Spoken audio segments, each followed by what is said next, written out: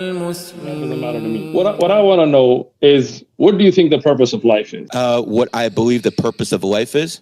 Yes. I think that's what we're all here to figure out, isn't it? I think that the purpose of life is maybe different for different people. I don't think everyone has the same mission on life. Do you believe that, sir? I do not. Okay. So do you believe there's a God? Of course I believe there's a God. I'm not going to argue if there's a God or not. Great. Do you believe that God sent us guidance in the way of prophets like Abraham and Moses and so on? I think that could be taken into question. Good I Dawah, think good Dawah. When it comes down to it, I can believe in the higher power without believing fairy tales and holy books that cannot be proven. Okay. So once again, the question there was, do you believe there's a God? And you said, yes, I believe. I said, do you believe that God sent us messengers like Jesus and Abraham, Moses, Muhammad, peace be upon them? And you gave kind of like a roundabout answer, but basically you're saying no, you think they're fairy tales. I say I actually like evidence, my friend. I've actually I like to, you know, and there's no way to prove that because it's very difficult to argue faith. But what I like to go back to for a second was, do you believe that everyone has a soul, sir? Yes. Okay. Do you believe that some souls are older than others? No. No. So everyone in your mind has a soul that is basically doing one mission. We all have one mission in life. فقال سبحانه وتعالى ما خلقت الجن والإنس إلا ليعبدون. So let me explain that. You don't even listen. Like you're nodding your head as if you understood that language, my friend. I apologize. I got you. Relax. No problem, bro. I got you. I speak plenty of languages. I'll translate for you. No problem. All right. Allah says in the Quran, I did not create jinn or ins, the human or the jinn kind, except to worship me. So that means the purpose of all of our creation. And you can go back to the 10 Commandments, you can go to Abraham, you can go to Moses, but again, you don't believe in them, so we'll talk about that. I believe that those souls were created in a place called Alam al-Arwah, a place that we were only souls. The Prophet Muhammad, peace and blessings be upon him, told us that there was a time when you were just a soul, no body, and you were like armies, meaning you were in brigades, and you met each other. And that's why many times you meet somebody, Sneeko, I'm sure you've had that experience, you meet somebody, immediately you like them. You know, you have this connection. And sometimes you meet somebody and you're like, you know, I'm good with this, you know? True. So this is something that I believe. That soul then transferred into a different level of existence. At first, it was just a soul. Then it came into the womb of the mother. You had a different life, meaning it was not like the life you have right now, right? 9 months about, you had liquids going through your lungs, but you survived. You were being fed through a umbilical cord. You weren't speaking to people. You didn't eat with your teeth. That was a separate existence, right? Here, the soul and the body was connected, but the existence was different. Then you died from that life and you came into the belly of this earth, right? This is a different level of existence. Now you're breathing in oxygen. You can't put liquids down your lungs anymore. Now you're eating through your teeth. You're speaking to people. You're going around. And here, this life is a test. الذي خلق الموت والحياة ليبلوكم أيكم أحسن عملا. Allah tells in the Quran that we created death. I'm translating for you, relax. We created death and life, this whole system, to see which one of you puts forth the best deeds. So all of us, black, white, Chinese, doesn't matter. We have one purpose in this life: to recognize our Creator, to worship Him, to live by His rules, to try to do the best we can, to be the best we can. Again, we're going to have shortcomings. Allah is the most forgiving, no problem. This life will end. Hold on, let me just finish. This life will end. As we know, everybody's going to die. Nobody's going to make it out of this life alive. And you're going to go into a grave. And when you go into a grave, you will be raised then. That life is a different life in barzakh. Your body will deteriorate, your physical body, right? It will deteriorate. But then you'll be raised again for an everlasting hereafter. And every prophet prophesied about this. And that's why if you're Jewish, if you're Christian, if you're Muslim, you do believe that Allah, the Creator, whether you call him Yahweh or whatever, sent prophets. Tell us about the mission of our life. Don't worship idols. Don't worship images, right? Here your Lord is one. Look at the 10 Commandments. Don't kill, don't steal, all of that. I believe that's guidance from the Creator of the universe being sent through his prophets. I don't believe it's a man or a woman. I don't worship a white dude on a cross. I don't worship a blue guy or a monkey or a cow. None of that. I worship the Creator who Jesus worshipped, who Moses worshipped, who Abraham worshipped, who Muhammad worshipped. Peace and blessings be upon all the prophets. That's what I believe. Okay, and that is your right to believe. Do you live in America? Thank you. I do. then that's your right to believe, because we live in the greatest country on earth. By the way, so, it would be my right to believe wherever I live. Don't think no, you wouldn't actually have that right in different countries. Or which country would I not have that right? You'd probably be North Korea, China. There's a lot of countries in the world. There are Muslims in North Korea. You might actually hold on. I didn't interrupt you, sir. So you're pretty good at interrupting. But if you were in China, you might be in a Uyghur labor camp right now. It's interesting how people in the Muslim community don't speak too much about the sins of the Chinese, but they're very, very quick to jump on America, because just like LeBron James, it's easy to criticize here because you don't have to pay a price. You don't have to pay a price. But see, if you start criticizing Chinese, they'll start pulling your money. And that's why a lot of people in the Arab world and the Muslim world seem to be very quiet when it comes to the Chinese crimes. But let's go back to the religious thing, my friend. Hold on. You made a statement, and I let you finish. Well, hold on, Sheikh. You did go about 2-3 minutes. I want to give fair amount of time. I would like to hear Gary's response, and then we could come back to the claims. No problem.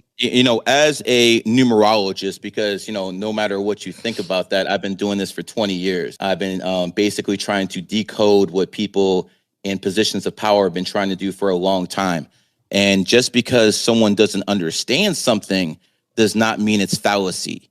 The whole point of the matter is I can look at people's birthdays and tell to a certain degree what they're going to look like, what their personality is. And I'd like to do that with you right now, sir, if you're more than willing to put your birthday out there. Go for it.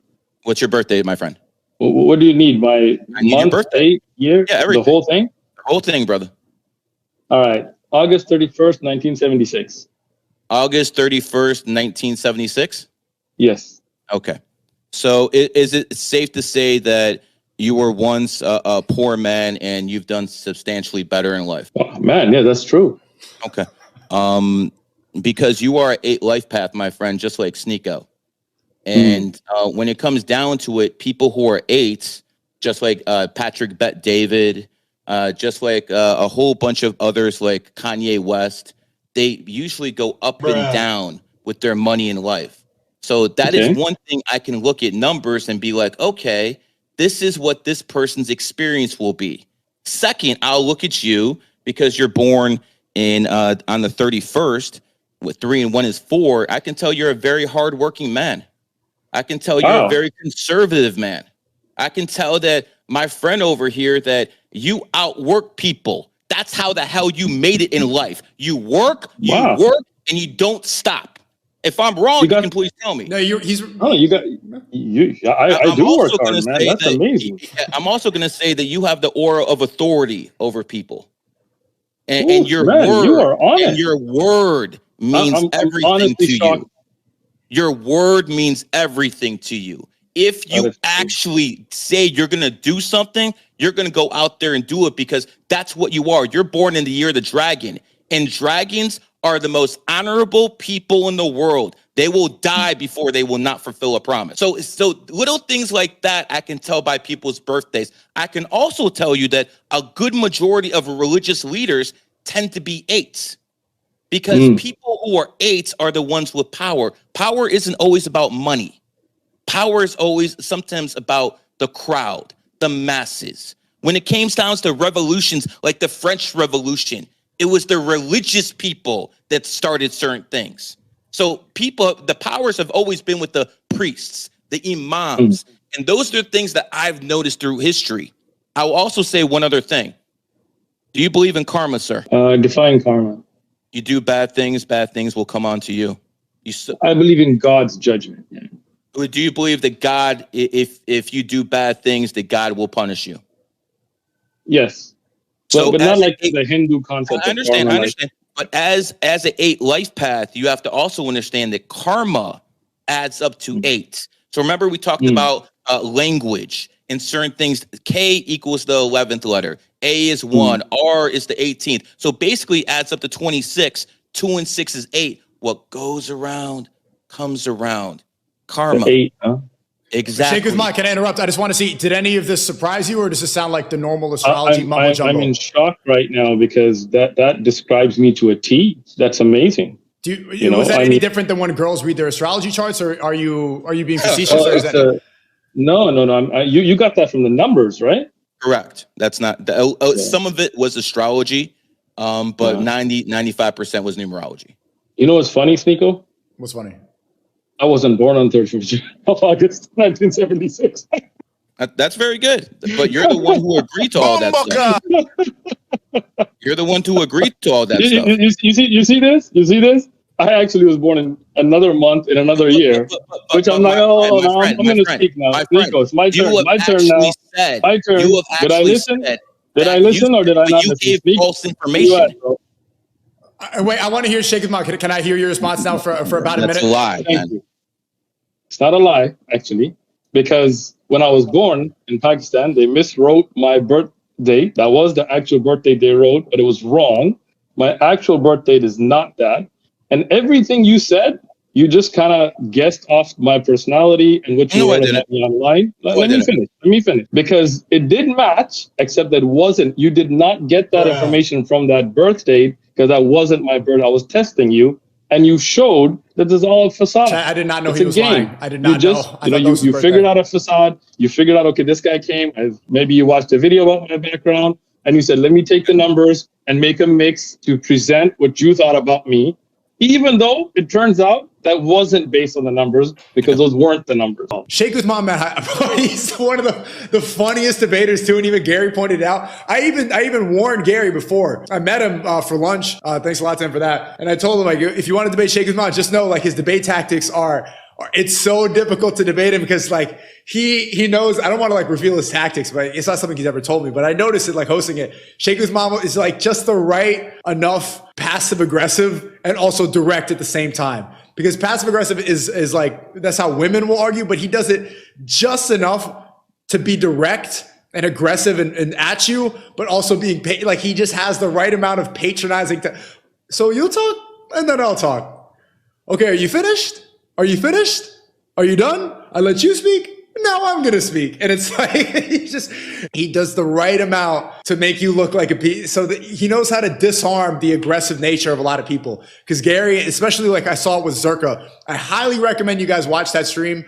The debate that Sheikh Usman had with Zerka, because Zerka will come in like, I'm the sword, you homosexual, retard. And then Sheikh Usman is like, okay, are you done? Are you done? And you're like, and then they have to drop their guard. They can't go that aggressive style. Doesn't hit this. I don't know if you guys saw it, but it doesn't pinpoint because Sheikh Usman never drops his frame. His frame is always like, I know the truth. Islam is the one true religion. And like, are you done? Are you done? Because he's like, you don't know the truth. Islam is the truth. And he kind of feels bad that you don't know. He's looking at you like you're going to talk and then I'm going to talk, because it's like, he believes so, his faith is so strong. It just exudes that this is the truth. And he's like, oh, you poor little, you stupid little stupid. You don't know that Islam is the truth. Oh, you're an atheist. You're a Christian.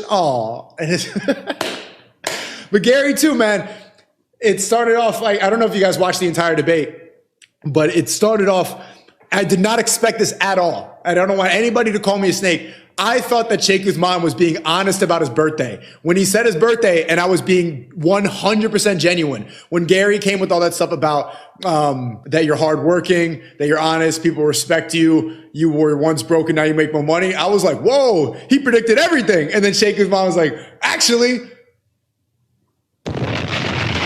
it was a fake birthday. I'm like, what? It was a fake birthday. I'm like, what? These kind of tricks are cheap parlor tricks. These things have been going on for centuries. I've been to other countries. I've had Hindus come up to me. I've had Muslims come up to me. Palm readers come up to me. I don't believe in any of that stuff. Look, let me explain something. When you talk about the Quran, at least you got that part right, that the Quran has never been changed. Alhamdulillah, that's true. And let me tell you something. You, me, Sneeko, everybody's on a journey. Trying to get famous off of little tricks and stuff is not going to help you, right? If you're watching, you need to know there's more to life than this kind of stuff. You have to recognize who created you. Why were you created? If you agree that the Quran has never been changed, have you read it? Go to the Quran. What does Allah say about why were you here? Where did you come from? We as Muslims know that we have a creator who created us. Not to try to pull little tricks by blindfolding and putting money in things. No, recognize what's the greater purpose you have. Do you worship your Lord the way he has ordained upon you, the way Jesus and Abraham and Moses and Muhammad worship by putting their head on the ground? Do you worship that 5 times a day? Are you living that lifestyle, staying away from alcohol and pork and drugs to keep you clean, to be the best person you can? That is what's more important here. It's what's the purpose of life. You understand? When you made all that up about the 8 and the 1 and the 8s, and it showed that it was all made up because that wasn't the dates, and you got it to my personality, but it wasn't based on the numbers. It shows that you're faking it, right? I'm not putting money on it. I'm not putting little parlor tricks. What I'm saying to you is, why don't you forget all this stuff? Go first and foremost, put your head down to your creator and pray to your Lord and say, oh, the one who created me, guide me.